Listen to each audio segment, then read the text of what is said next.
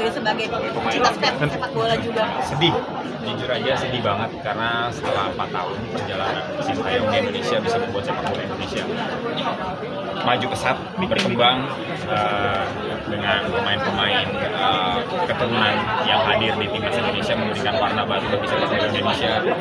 Teknik dasar bola, karena memang gue pernah jadi pemain sepak bola pro juga, jadi melihat memang perkembangan sepak bola timnas sekarang, kontrol passingnya tuh prosentasenya benar-benar dijaga se-perfect mungkin. Jadi karena main tempo tinggi, kita lawan negara-negara Asia udah bukan ini lagi ya, udah bukan Filipina kayak gitu-gitu. Lawannya udah mulai yang Saudi Arabia, Australia, Jepang, Iran, kemudian Irak. Jadi memang teknik dasar kontrol passing bolanya tuh beda gitu. Jadi Sintayong bener-bener teknik dasar bolanya tuh diterapin di tim, dan kebetulan memang pemainnya juga pemain-pemain yang udah jadi ya alhamdulillah sepak bola Indonesia udah semakin maju. Dan beberapa kali gue nonton di stadion sekarang, euforianya beda, nggak hanya supporter laki-laki aja pada umumnya, tapi banyak perempuan, terus anak-anak, ibu-ibu, bapak-bapak, jadi hampir semua golongan umur nonton gitu. Ya karena pemainnya keren-keren juga sih. Sempat emosi nggak sih sama keputusan hari ini gitu? Kalau kecewa, ya ada rasa kecewa, ada rasa sedih. Tapi balik lagi keputusan federasi pasti udah dipertimbangkan baik-baik. Karena kenapa? Masalah? Pertimbangan. Lanjut Bu. Pertimbangan pelatih untuk pertimbangan federasi untuk memberhentikan pelatih itu pasti ada pertimbangan sendiri gitu. Jadi nggak tiba-tiba langsung dipecat gitu aja. Dan gue yakin bukan karena STY gagal di AFF juga, bukan. Karena memang selama ini ya mungkin melihat beberapa strategi STY di timnas itu udah bagus, tapi kayak mungkin stagnan ketika levelnya udah naik lawan Saudi, Jepang, Iran gitu.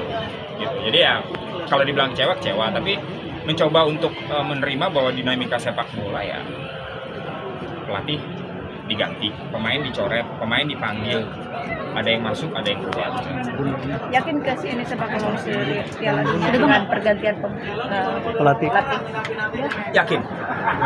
Kenapa yakin? Karena dengan pemain yang ada, semoga juga si Ole Romni jadi datang, jadi main untuk jadi naturalisasi untuk Indonesia karena dia striker bagus. Mudah-mudahan bisa segera bergabung nanti di pertandingan selanjutnya. Ya dengan pelatih yang baru pun timnas Garuda ini udah dipantau lah gue yakin sama dengan banyaknya pemain-pemain keturunan yang kembali ke Indonesia untuk membela timnas, yang mereka berkiprah di liga luar kayak Jay Inces di Venezia, terus di tim-tim Belanda gitu, Tom Haye dan lain sebagainya, Ivan Jenner, Rafael Strijk, bahkan Marcelino pun di Eropa gitu. Jadi pasti pelatih-pelatih luar juga memantau gitu perkembangan Indonesia yang harusnya bisa dimaksimalkan dan bisa mencapai target lolos. Bahkan mungkin karena pemecatan ini anaknya sendiri juga ikut berkomentar dengan nanti Indonesia bakal menyesal. Kakak melihatnya seperti apa sih? Mungkin kekecewaan dari anaknya juga. Begini, sebuah keputusan akan ada pro dan kontra, dan hasil bukan berarti dengan pemecatan ini Indonesia pasti gagal. STY yang selama ini udah membangun tim, kira-kira gitu. Tapi ini sepak bola, kita nggak bisa matematika 2 tambah 2 4. Katakanlah STY juga masih bertahan gitu. Ya mungkin dengan kita harapannya lolos, karena STY udah hafal mati nih karakter pemain, skema yang udah dia bangun, pemain yang dia pilih gitu. Kalau timnas sampai lolos, alhamdulillah. Tapi kalau nggak lolos juga kan mungkin bisa lebih legowo dibanding dengan ganti pelatih baru kan gitu. Tapi optimisme itu sebagai supporter kita harus tetap dukung timnas Indonesia. Makanya ada yang bilang bahwa jangan cintai orangnya, tapi cintailah sepak bola. Karena kita yang memang passionnya di bola, kita support timnas kita dengan datangnya pemain-pemain keturunan yang balik lagi ke sini. Wah, euforianya apalagi ketika main di GBK, itu auranya udah beda banget. Pemain ke-12 tuh benar-benar supporter dengan kreatifnya segala macam. Saya pernah merasakan bahwa di tim liga aja kita tuh yang tadinya tenaga kita jadi double dengan adanya supporter yang puluhan ribu gitu. Jadi kalau saya sih tetap optimis, timnas Indonesia harus optimis bisa lolos.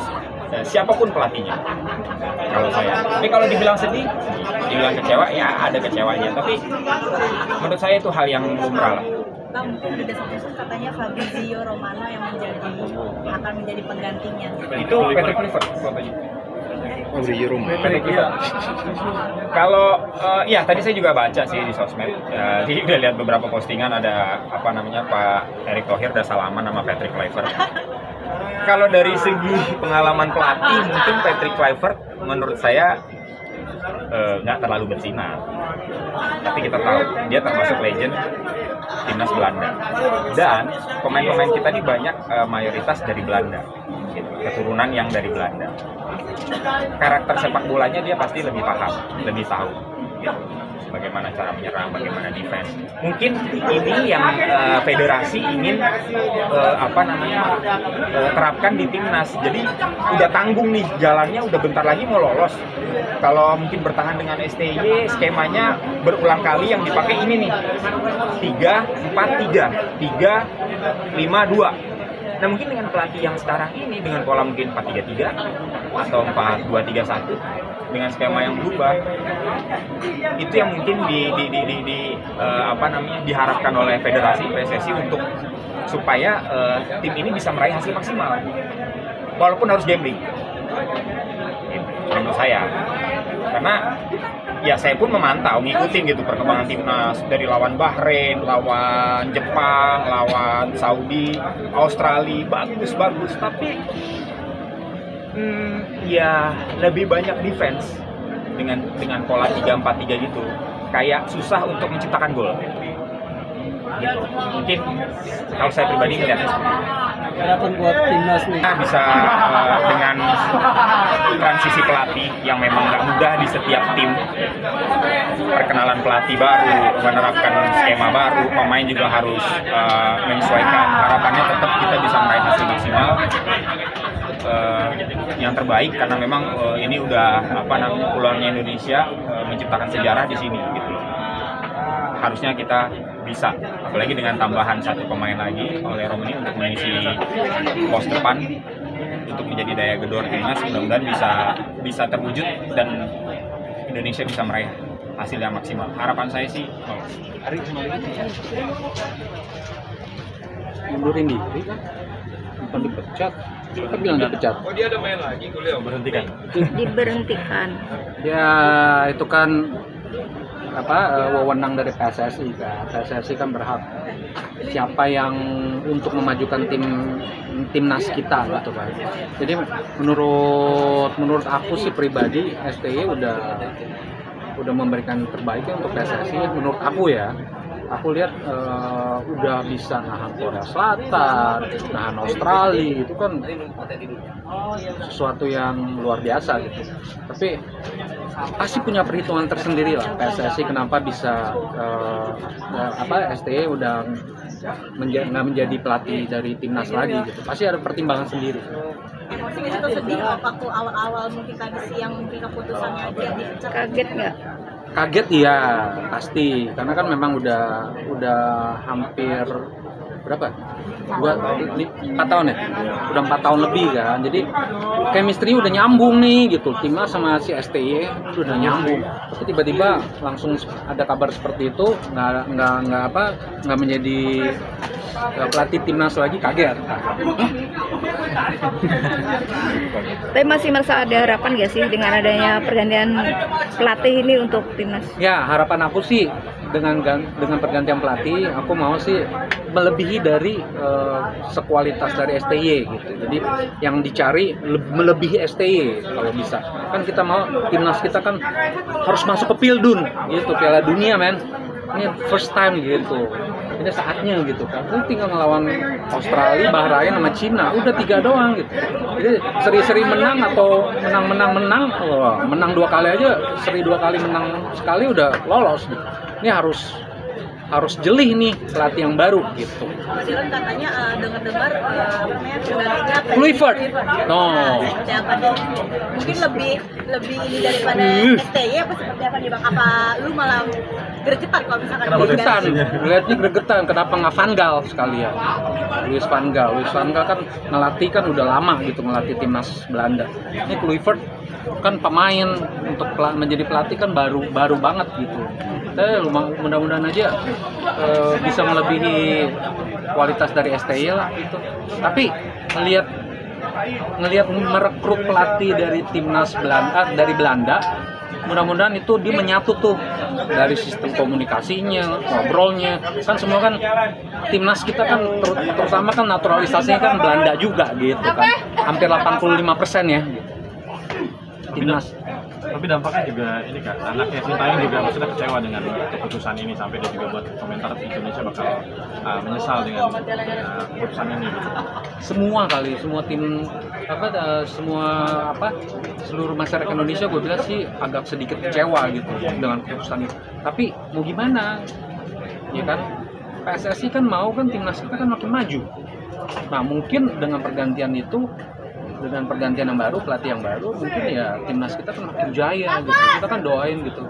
Kan mesti ada udara segar nih di tahun 2025, harus ada yang luar biasa nih ya. Butuh waktu kan sebulan setengah lagi, Februari kan kita akan melawan Australia kalau nggak salah. Australia. Nah ini kita lihatlah seperti apa nih pelatih baru kita. Apalagi melihat postingan anaknya STY sendiri katanya sedih bahwa nanti Indonesia menyesal karena STY anak ya itu kan luapan kekesalan aja sih, karena kan bapaknya kan tidak untuk melatih timnas lagi. Nggak apa-apa, nggak masalah. Kita lihat aja jam terbang yang pelatih baru seperti apa, ya nggak? Mudah-mudahan bisa melebihi 2 kali lipat, 3 kali lipat dari yang sebelumnya gitu. Maunya kita, optimis nggak kan? Indonesia bakal lebih jaya lagi di 2025 dan depan dengan baru. Mudah-mudahan ya, tapi belum tahu. Gue juga belum tahu nih sekali berapa nih si Patrick Kluivert melatih timnas kita. Yang gue tahu ya dia penyerang Belanda aja gitu. Sejak zaman jayanya dia gitu. Lihat mudah-mudahan sejak di tangan dia nih bisa lah ya. Mudah-mudahan aja. Kalau nggak bisa ya jangan lama-lama. Setengah bulan kalau dia nggak kompeten udah langsung cari yang baru gitu kan. Menurut aku sih gitu. Percuma bayar mahal-mahal PSSI buat apa kalau misalkan nggak bisa memajukan timnas kita, bener gak?